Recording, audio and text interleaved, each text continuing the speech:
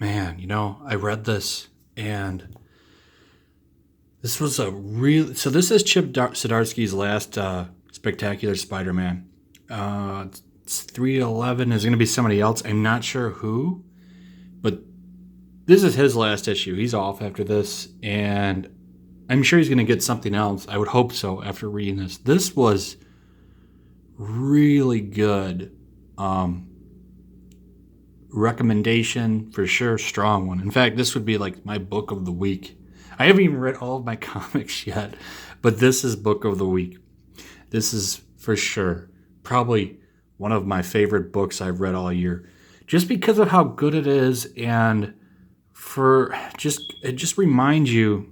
That's stupid. I really got to change that battery, but just reminds you how great of a character that Spider-Man is. Has a really, really good, touching moment. It's very powerful. It's very powerful. Chip Zdarsky, while he not be very funny, right? He's good chuckle humor here and there when he's not trying. But if there's one thing this guy can do, he can really write drama.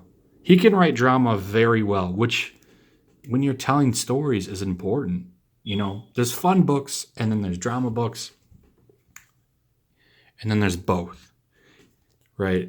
I don't know if that makes any sense, but I was just really moved by this book.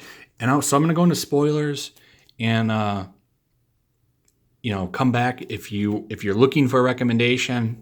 I know some people do, and you want to, read it for yourself and come back, then I would do that. But this is pretty much, so the premise of the book is there's a guy making a documentary. You don't find out to the end. Right? You just see random people talking about Spider-Man and what that means to them. What does Spider-Man mean to you, basically? This book, if you remember 801, which was Dan Slott's last book, this is largely trying to do the same thing, except Chip does it way better. So there's this guy doing a Spider-Man documentary. You find out at the end. You see right away at the start. You see people doing... who does that mean for you? What does that mean for you? But it was this woman's story that really kind of just moved me, and I really enjoyed it. So this woman is talking about who Spider-Man is, and just he's amazing. And she's there because she's talking about her son. So it shows this scene here.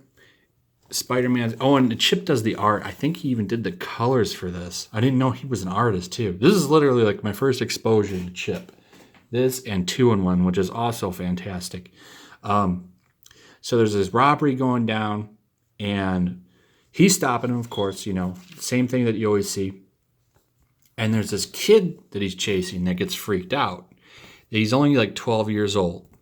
And he's I was just going to be a lookout, and Spider-Man takes pity on him. He's okay, I'm just gonna let it go. He lobs him up there, and he tells the cops, I don't know where he went. He must have powers, and he cuts him a break. And you see the woman talks about him, and she's talking about how his dad was in prison, and the kid was really on is basically the story you hear a kid's parents. The dad's in prison or whatever.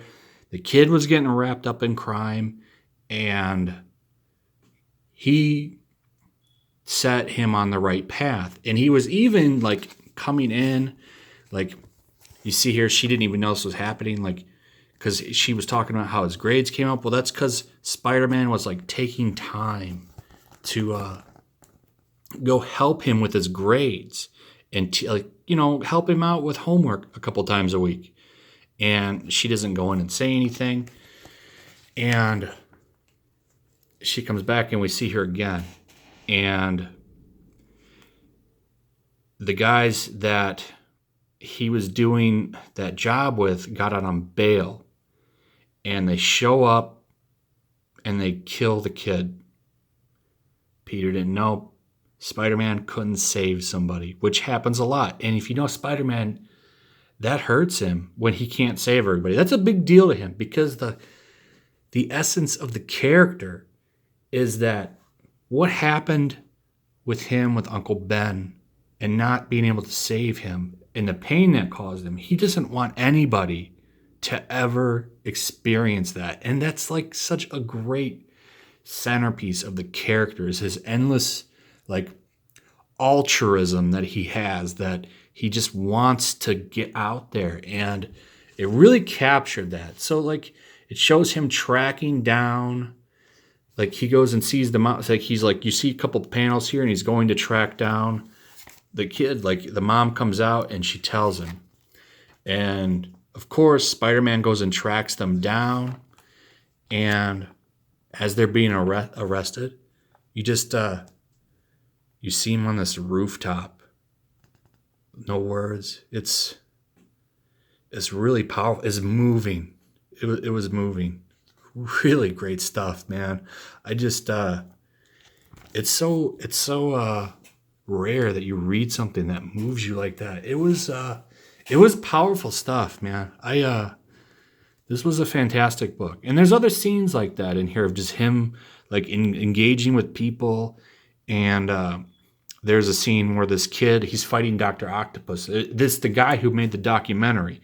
He tracks him down and he's like, why did you want to make a documentary on me? There's so many other heroes. And it shows him fighting Dr. Octopus, and Dr. Octopus is like, they're fighting it, and he accidentally, a garbage can full of garbage like falls all over the kid, and Spider-Man ends up giving him the clothes that were in his backpack. And he's like, it was that moment I realized that you were just a regular dude, because the dude told him that he was going on a date, and he didn't want him looking like garbage, so he gave him the clothes off his back. Pretty much. It's very good.